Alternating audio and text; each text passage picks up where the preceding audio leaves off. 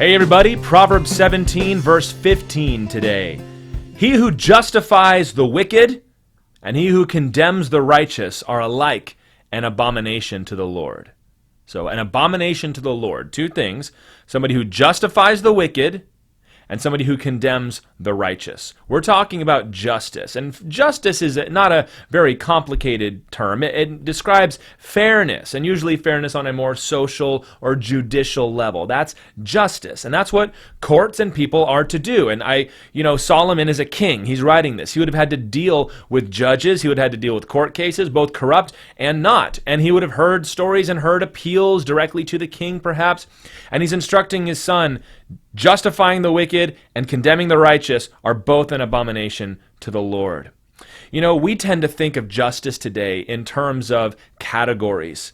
The poor and the rich, that's categories, and we want to make sure that we're fair between them. Or we think of white and black, Hispanic, Asian. We just divide people by race, or we divide them by sex, male and female, or between sexualities and that kind of thing. And that's how we want to sort out justice. Here's what the Bible tells us. The only thing God cares about in terms of justice is right and wrong, righteous and wicked. Now, this is not to exclude all the things that I just said. In fact, in the law of Moses, the judges were forbidden to show preference to the rich or to the poor.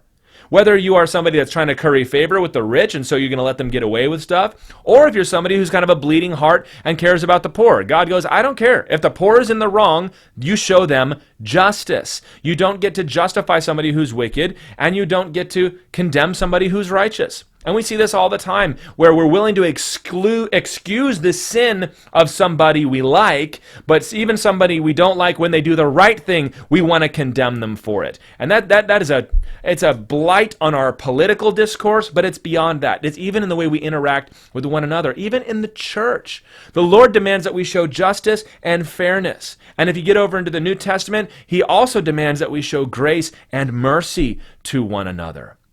Let's answer this question. If it's an abomination to the Lord to justify the wicked, and if the Lord told Moses, I will by no means clear the guilty, how can we say that we have been justified in Christ Jesus when we know that we are not righteous?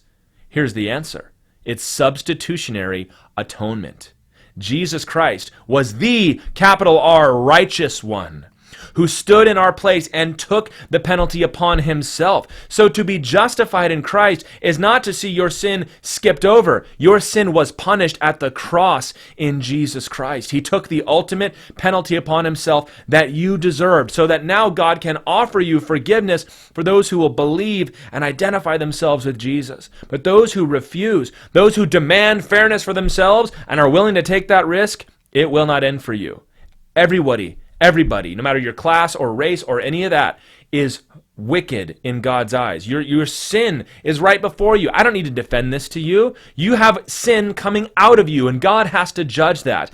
And He did judge it in Christ. So if you will put your faith in Jesus and believe in what He's done and say, God, that's got to count for me, then you will be justified.